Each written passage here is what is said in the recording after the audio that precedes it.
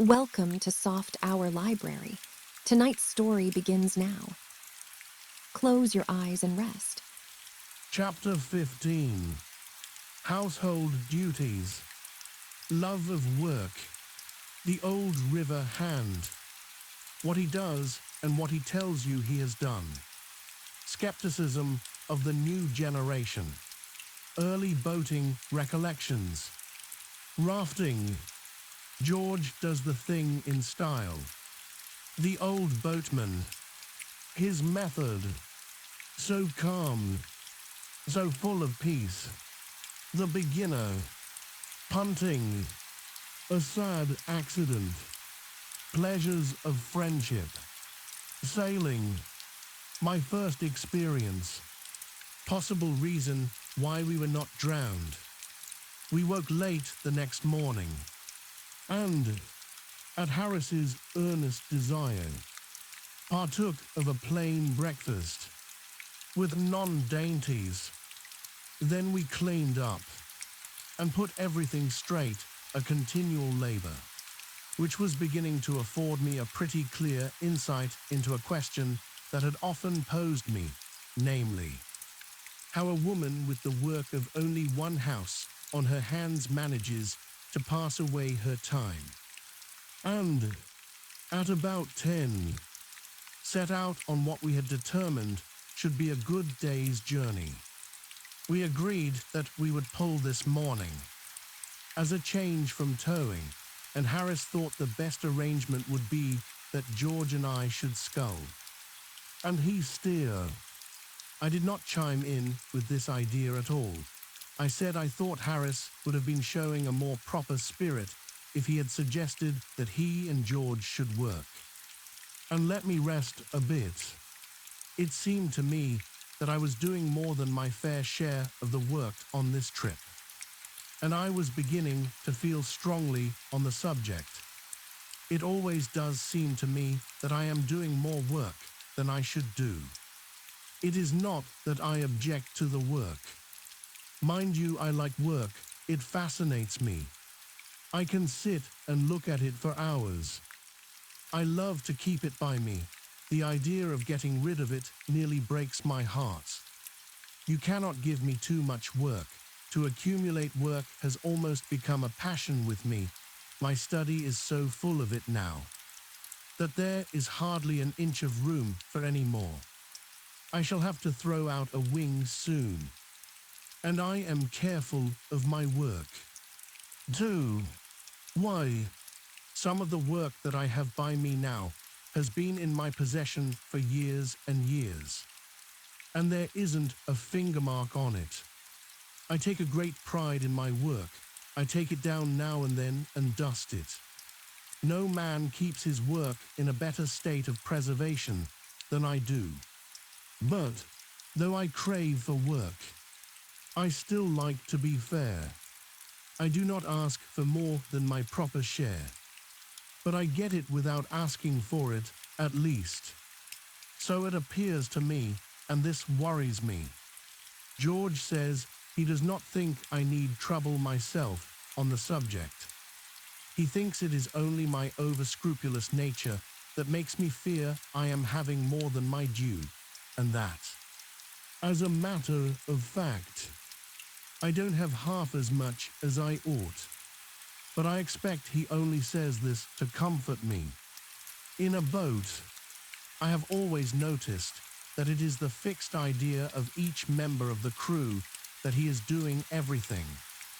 Harris's notion was that it was he alone who had been working, and that both George and I had been imposing upon him. George, on the other hand, ridiculed the idea of Harris's having done anything more than eat and sleep, and had a cast-iron opinion that it was he, George himself, who had done all the labor worth speaking of. He said he had never been out with such a couple of lazily skulks as Harris and I. That amused Harris. Fancy old George talking about work, he laughed. What? About half an hour of it would kill him. Have you ever seen George work? he added, turning to me. I agreed with Harris that I never had, most certainly not since we had started on this trip. Well, I don't see how you can know much about it. One way or the other. George retorted on Harris, for I'm blessed if you haven't been asleep half the time. Have you ever seen Harris fully awake? Except at mealtime, asked George. Addressing me. Truth compelled me to support George. Harris had been very little good in the boat, so far as helping was concerned. From the beginning, well, hang it all, I've done more than old Jay. Anyhow, rejoined Harris. Well, you couldn't very well have done less, added George. I suppose Jay thinks he is the passenger, continued Harris, and that was their gratitude to me for having brought them and their wretched old boat all the way up from Kingston, and for having superintended and managed everything for them, and taken care of them, and slaved for them. It is the way of the world. We settled the present difficulty by arranging that Harris and George should scull up past Reading, and that I should tow the boat on from there. Pulling a heavy boat against a strong stream has few attractions for me now. There was a time, long ago, when I used to clamor for the hard work. Now I like to give the youngsters a chance. I notice that most of the old river hands are similarly retiring whenever there is any stiff pulling to be done. You can always tell the old river hand by the way in which he stretches himself out upon the cushions at the bottom of the boat, and encourages the rowers by telling them anecdotes about the marvelous feats he performed last season. Call what you're doing hard work, he drawls, between his contented whiffs, addressing the two perspiring novices, who have been grinding away steadily upstream for the last hour and a half. Why, Jim Biffles and Jack and I, last season, pulled up from Marlow to Goring in one afternoon, never stopped once. Do you remember that? Jack, who has made himself a bed up in the prow of all the rugs and coats he can collect, and who has been lying there asleep for the last 2 hours, partially wakes up on being thus appealed to, and recollects all about the matter, and also remembers that there was an unusually strong stream against them all the way, likewise a stiff wind. About 34 miles, I suppose. It must have been, adds the first speaker, reaching down another cushion to put under his head. No, don't exaggerate. Tom, murmurs Jack, reprovingly, 33 at the outside. And Jack and Tom, quite exhausted by this conversational effort, drop off to sleep once more, and the two simple-minded youngsters at the sculls feel quite proud of being allowed to row such wonderful oarsmen as Jack and Tom, and strain away harder than ever. When I was a young man, I used to listen to these tales from my elders, and take them in, and swallow them, and digest every word of them, and then come up for more. But the new generation do not seem to have the simple faith of the old times.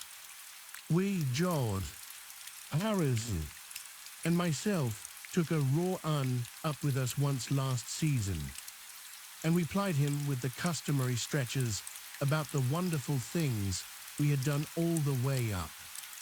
We gave him all the regular ones, the time-honored lies that have done duty up the river with every boating man for years past, and added 7 entirely original ones that we had invented for ourselves, including a really quite likely story, founded, to a certain extent, on an all but true episode, which had actually happened in a modified degree some years ago to friends of ours, a story that a mere child could have believed without injuring itself. Much, and that young man mocked at them all, and wanted us to repeat the feats then and there, and to bet us 10-1 that we did. We got to chatting about our rowing experiences this morning, and to recounting stories of our first efforts in the art of oarsmanship.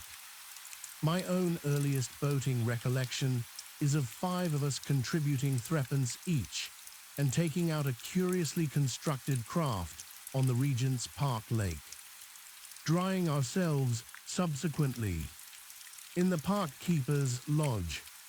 After that, having acquired a taste for the water, I did a good deal of rafting in various suburban brickfields, an exercise providing more interest and excitement than might be imagined, especially when you are in the middle of the pond and the proprietor of the materials of which the raft is constructed suddenly appears on the bank, with a big stick in his hand. Your first sensation on seeing this gentleman is that, somehow or other, you don't feel equal to company and conversation, and that, if you could do so without appearing rude, you would rather avoid meeting him, and your object is, therefore, to get off on the opposite side of the pond to which he is, and to go home quietly and quickly, pretending not to see him. He, on the contrary, is yearning to take you by the hand and talk to you. It appears that he knows your father and is intimately acquainted with yourself, but this does not draw you towards him. He says he'll teach you to take his boards and make a raft of them, but, seeing that you know how to do this pretty well already, the offer, though doubtless kindly meant, seems a superfluous one on his part, and you are reluctant to put him to any trouble by accepting it.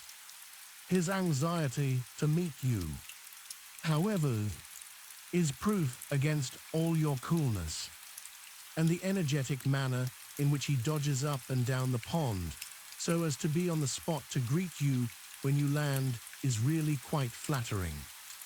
If he be of a stout and short-winded build, you can easily avoid his advances, but when he is of the youthful and long-legged type, a meeting is inevitable. The interview is, however, extremely brief, most of the conversation being on his part, your remarks being mostly of an exclamatory and monosyllabic order, and as soon as you can tear yourself away you do so. I devoted some 3 months to rafting, and, being then as proficient as there was any need to be at that branch of the art, I determined to go in for rowing proper, and joined one of the Lee boating clubs, being out in a boat on the River Lee, especially on Saturday afternoons, soon makes you smart at handling a craft, and spry at escaping being run down by roughs or swamped by barges, and it also affords plenty of opportunity for acquiring the most prompt and graceful method of lying down flat at the bottom of the boat, so as to avoid being chucked out into the river by passing tow lines. But it does not give you style. It was not till I came to the Thames that I got style. My style of rowing is very much admired now. People say it is so quaint. George never went near the water until he was 16. Then he and 8 other gentlemen of about the same age went down in a body to Kew one Saturday, with the idea of hiring a boat there and pulling to Richmond and back, one of their number, a shock-headed youth named Joskins, who had once or twice taken out a boat on the Serpentine, told them it was jolly fun. Boating. The tide was running out pretty rapidly when they reached the landing stage, and there was a stiff breeze blowing across the river. But this did not trouble them at all, and they proceeded to select their boat. There was an 8-oared racing outrigger drawn up on the stage. That was the one that took their fancy. They said they'd have that one. Please. The boatman was away, and only his boy was in charge. The boy tried to damp their ardor for the outrigger and showed them 2 or 3 very comfortable-looking boats of the family party build. But those would not do at all. The outrigger was the boat they thought they would look best in. So the boy launched it, and they took off their coats and prepared to take their seats. The boy suggested that George, who, even in those days, was always the heavy man of any party, should be number 4. George said he should be happy to be number 4, and promptly stepped into Beau's place and sat down with his back to the stern. They got him into his proper position at last, and then the others followed. A particularly nervous boy was appointed cox, and the steering principle explained to him by Joskins. Joskins himself took stroke. He told the others that it was simple enough. All they had to do was to follow him. They said they were ready, and the boy on the landing stage took a boat hook and shoved him off. What then followed George is unable to describe in detail.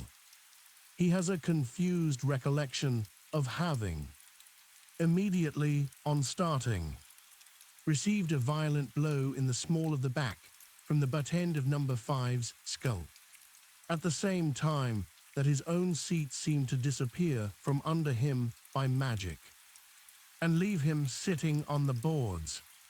He also noticed, as a curious circumstance, that number 2 was at the same instant lying on his back at the bottom of the boat, with his legs in the air, apparently in a fit.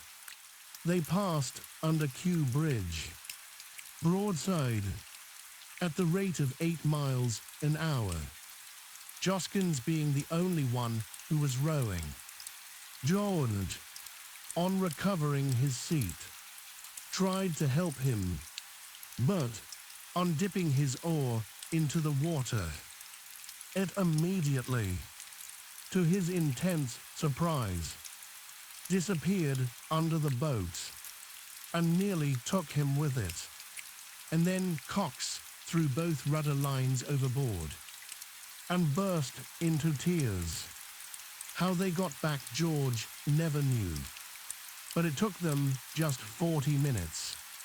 A dense crowd watched the entertainment from Kew Bridge with much interest, and everybody shouted out to them different directions. 3 times they managed to get the boat back through the arch, and 3 times they were carried under it again. And every time Cox looked up and saw the bridge above him, he broke out into renewed sobs. George said he little thought that afternoon that he should ever come to really like boating. Harris is more accustomed to sea rowing than to river work, and says that, as an exercise, he prefers it. I do. I remember taking a small boat out at Eastbourne last summer. I used to do a good deal of sea rowing years ago, and I thought I should be all right, but I found I had forgotten the art entirely. when one skull was deep down underneath the water. The other would be flourishing wildly about in the air. To get a grip of the water with both at the same time, I had to stand up. The parade was crowded with nobility and gentry, and I had to pull past them in this ridiculous fashion. I landed halfway down the beach and secured the services of an old boatman to take me back. I like to watch an old boatman rowing, especially one who has been hired by the hour.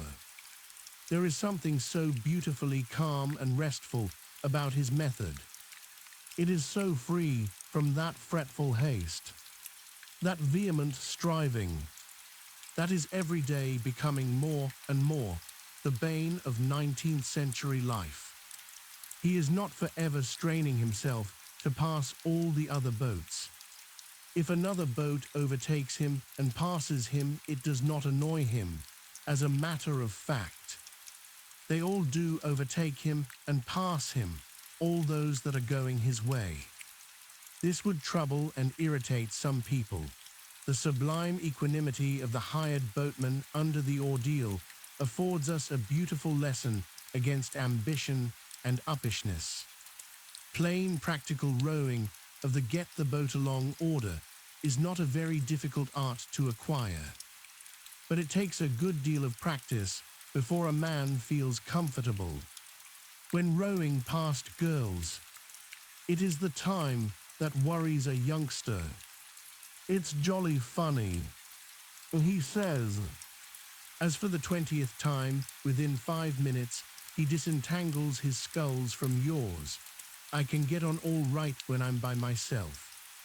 To see two novices try to keep time with one another is very amusing. Bo finds it impossible to keep pace with Stroke, because Stroke rows in such an extraordinary fashion. Stroke is intensely indignant at this, and explains that what he has been endeavoring to do for the last 10 minutes is to adapt his method to Bow's limited capacity. Bow, in turn, then becomes insulted and requests Stroke not to trouble his head about him, Bow, but to devote his mind to setting a sensible stroke. "Oh, shall I take Stroke?" he adds, with the evident idea that that would at once put the whole matter right.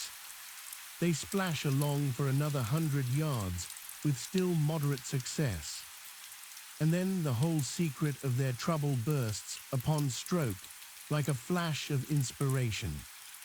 "I tell you what it is, you've got my sculls," he cries, turning to Bow, "pass yours over."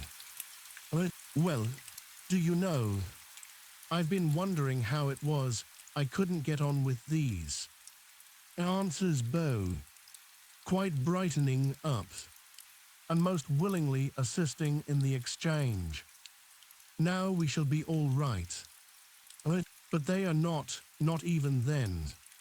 Stroke has to stretch his arms nearly out of their sockets to reach his sculls now, while Bow's pair, at each recovery, hit him a violent blow in the chest.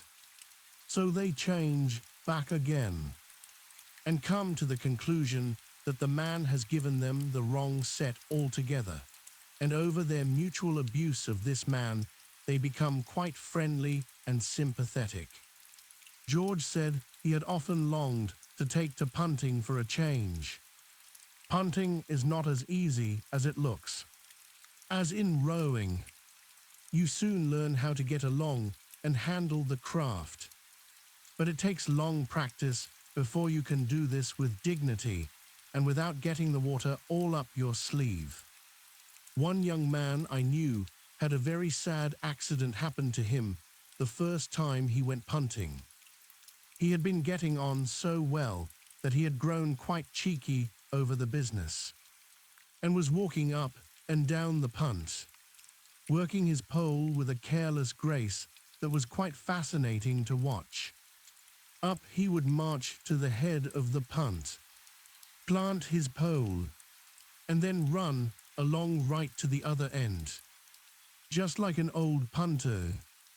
Oh, it was grand, and it would all have gone on being grand if he had not, unfortunately, while looking round to enjoy the scenery, taken just one step more than there was any necessity for, and walked off the punt altogether. The pole was firmly fixed in the mud, and he was left clinging to it while the punt drifted away. It was an undignified position for him. A rude boy on the bank immediately yelled out to a lagging chum to hurry up and see a real monkey on a stick. But I could not go to his assistance because, as ill luck would have it, we had not taken the proper precaution to bring out a spare pole with us. I could only sit and look at him. His expression as the pole slowly sank with him I shall never forget. There was so much thought in it. I watched him gently let down into the water and saw him scramble out, sad and wet. I could not help laughing. He looked such a ridiculous figure. I continued to chuckle to myself about it for some time, and then it was suddenly forced in upon me that really I had got very little to laugh at when I came to think of it. Here was I, alone in a punt, without a pole, drifting helplessly down midstream, possibly towards a weir.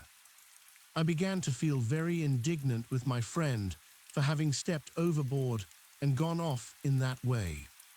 He might, at all events, have left me the pole. I drifted on for about a quarter of a mile, and then I came in sight of a fishing punt moored in midstream, in which sat two old fishermen. They saw me bearing down upon them, and they called out to me to keep out of their way. I can't, I shouted back. But you don't try, they answered. I explained the matter to them when I got nearer, and they caught me and lent me a pole. The weir was just 50 yards below. I am glad they happened to be there. The first time I went punting was in company with 3 other fellows. They were going to show me how to do it. We could not all start together, so I said I would go down first and get out the punt, and then I could potter about and practice a bit until they came. I could not get a punt out that afternoon. They were all engaged, so I had nothing else to do but to sit down on the bank, watching the river and waiting for my friends. I had not been sitting there long before my attention became attracted to a man in a punt who, I noticed with some surprise, wore a jacket and cap exactly like mine. He was evidently a novice at punting, and his performance was most interesting. You never knew what was going to happen when he put the pole in. He evidently did not know himself. Sometimes he shot upstream, and sometimes he shot downstream. And at other times, he simply spun round and came up the other side of the pole. And with every result, he seemed equally surprised and annoyed. The people about the river began to get quite absorbed in him after a while, and to make bets with one another as to what would be the outcome of his next push. In the course of time, my friends arrived on the opposite bank, and they stopped and watched him too. His back was towards them, and they only saw his jacket and cap. From this, they immediately jumped to the conclusion that it was I, their beloved companion, who was making an exhibition of himself, and their delight knew no bounds. They commenced to chaff him unmercifully. I did not grasp their mistake at first, and I thought, how rude of them to go on like that.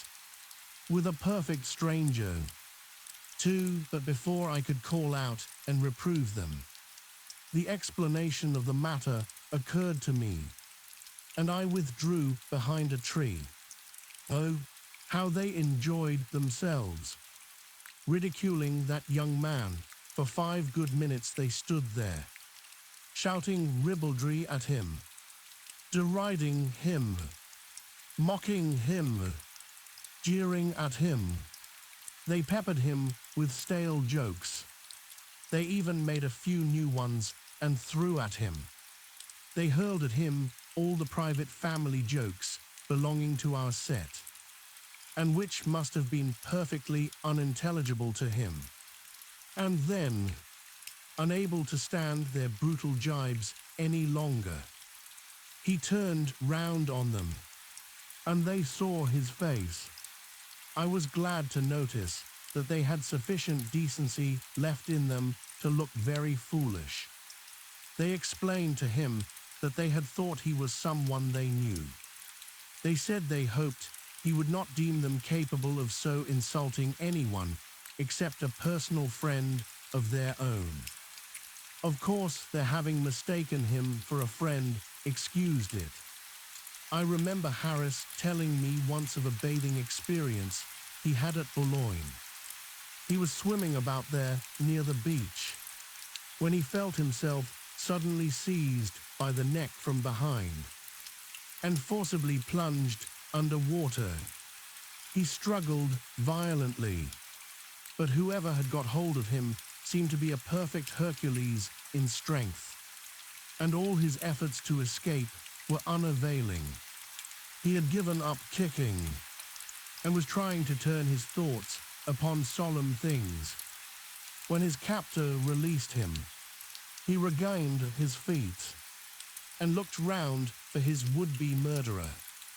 The assassin was standing close by him, laughing heartily, but the moment he caught sight of Harris's face, as it emerged from the water, he started back and seemed quite concerned. "I really beg your pardon," he stammered confusedly, "but I took you for a friend of mine." Harris thought it was lucky for him the man had not mistaken him for a relation, or he would probably have been drowned outright. Sailing is a thing that wants knowledge and practice too, though. As a boy, I did not think so. I had an idea it came natural to a body, like rounders and touch. I knew another boy who held this view likewise. And so, one windy day, we thought we would try the sport. We were stopping down at Yarmouth, and we decided we would go for a trip up the Yare.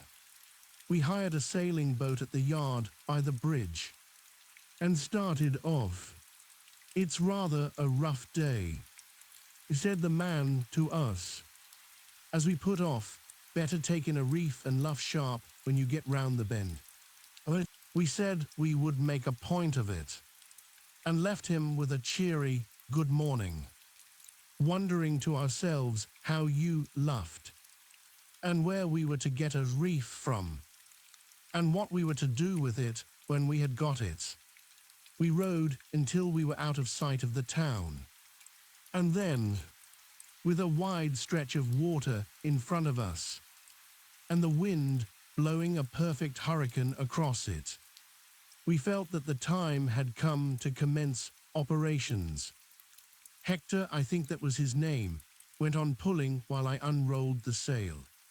It seemed a complicated job, but I accomplished it at length. And then came the question, which was the top end? By a sort of natural instinct, we, of course, eventually decided that the bottom was the top, and set to work to fix it upside down. But it was a long time before we could get it up, either that way or any other way. The impression on the mind of the sail seemed to be that we were playing at funerals, and that I was the corpse and itself was the winding sheet. When it found that this was not the idea, it hit me over the head with the boom and refused to do anything. Wetted, said Hector, drop it over and get it wet. He said people in ships always wetted the sails before they put them up. So I wetted it, but that only made matters worse than they were before. A dry sail clinging to your legs and wrapping itself round your head is not pleasant. But when the sail is sopping wet, it becomes quite vexing. We did get the thing up at last. The two of us together. We fixed it. Not exactly upside down, more sideways like, and we tied it up to the mast with the painter, which we cut off for the purpose. That the boat did not upset I simply state as a fact. Why it did not upset I am unable to offer any reason. I have often thought about the matter since, but I have never succeeded in arriving at any satisfactory explanation of the phenomenon. Possibly the result may have been brought about by the natural obstinacy of all things in this world. The boat may possibly have come to the conclusion, judging from a cursory view of our behavior, that we had come out for a morning's suicide, and had thereupon determined to disappoint us. That is the only suggestion I can offer. By clinging like grim death to the gunwale, we just managed to keep inside the boat. But it was exhausting work.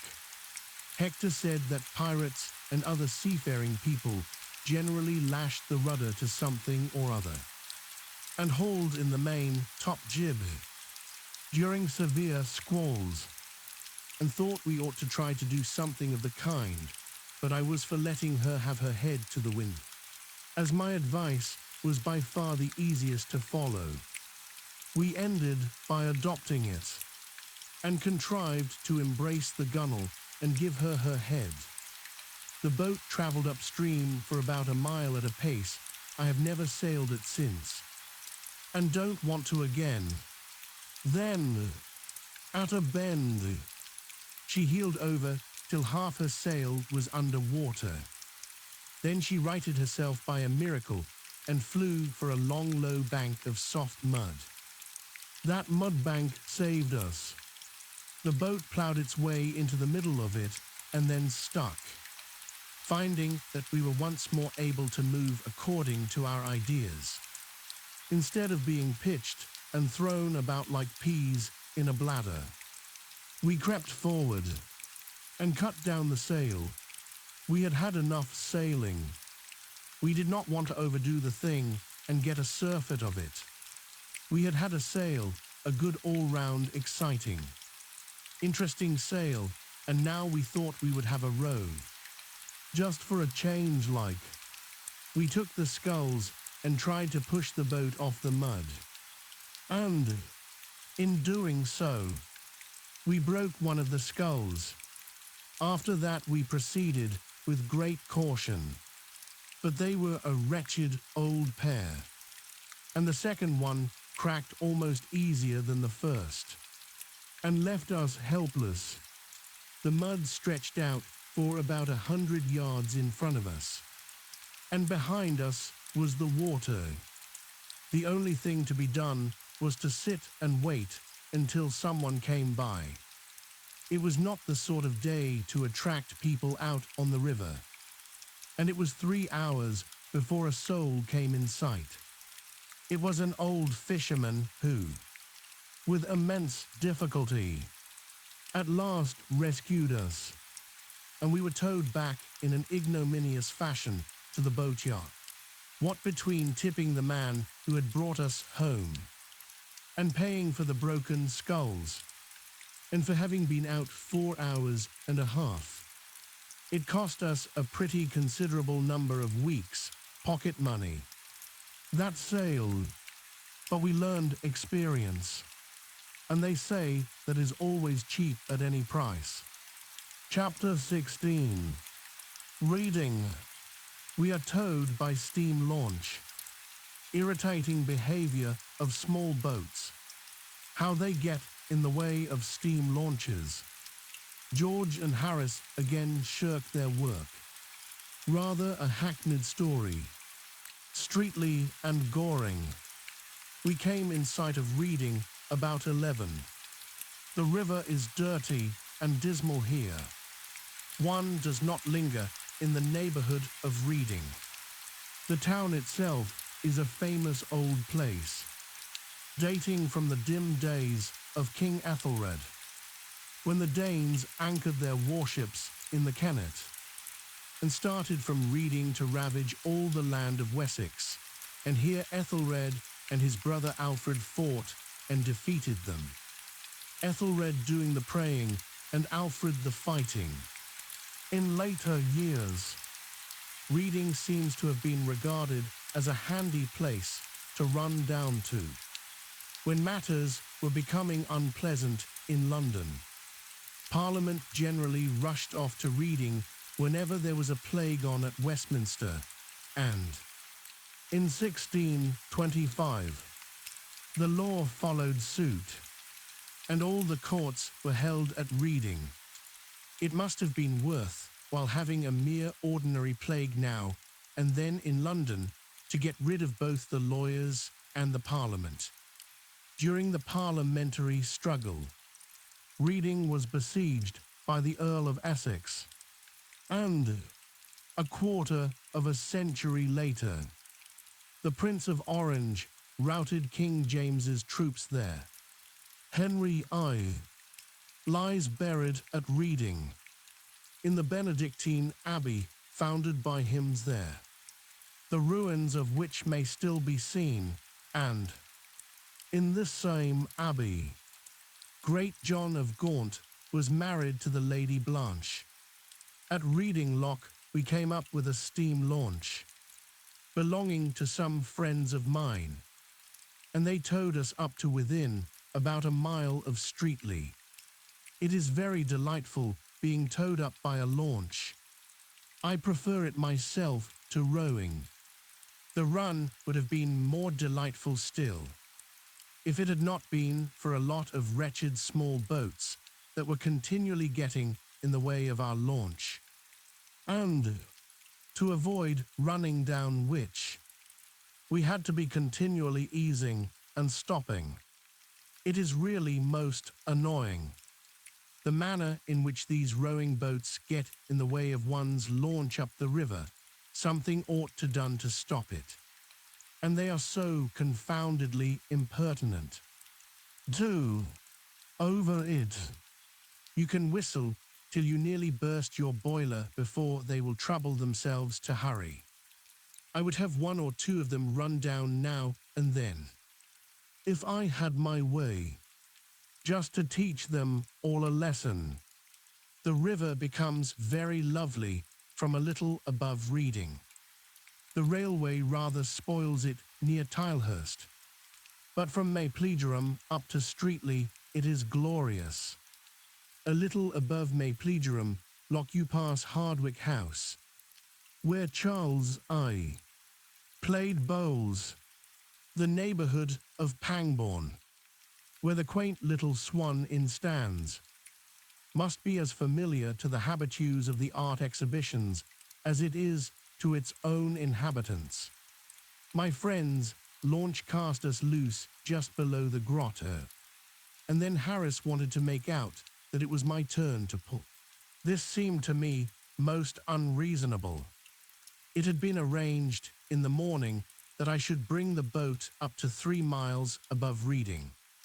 Well, here we were, 10 miles above Reading. Surely it was now their turn again. I could not get either George or Harris to see the matter in its proper light. However, so, to save argument, I took the sculls. I had not been pulling for more than a minute or so, when George noticed something black floating on the water. and we drew up to it. George leant over as we neared it and laid hold of it, and then he drew back with a cry and a blanched face. It was the dead body of a woman. It lay very lightly on the water, and the face was sweet and calm. It was not a beautiful face. It was too prematurely aged looking, too thin and drawn to be that, but it was a gentle, lovable face, in spite of its stamp of pinch and poverty. And upon it was that look of restful peace that comes to the faces of the sick sometimes when at last the pain has left them. Fortunately for us, we having no desire to be kept hanging about coroners, courts, some men on the bank had seen the body too, and now took charge of it from us. We found out the woman's story afterwards. Of course it was the old vulgar tragedy. She had loved and been deceived, or had deceived herself. Anyhow, she had sinned, some of us do now and then, and her family and friends, naturally shocked and indignant, had closed their doors against her, left to fight the world alone, with the millstone of her shame around her neck. She had sunk ever lower and lower. For a while she had kept both herself and the child on the 12 shillings a week that 12 hours drudgery a day procured her, paying 6 shillings out of it for the child, and keeping her own body and soul together on the remainder.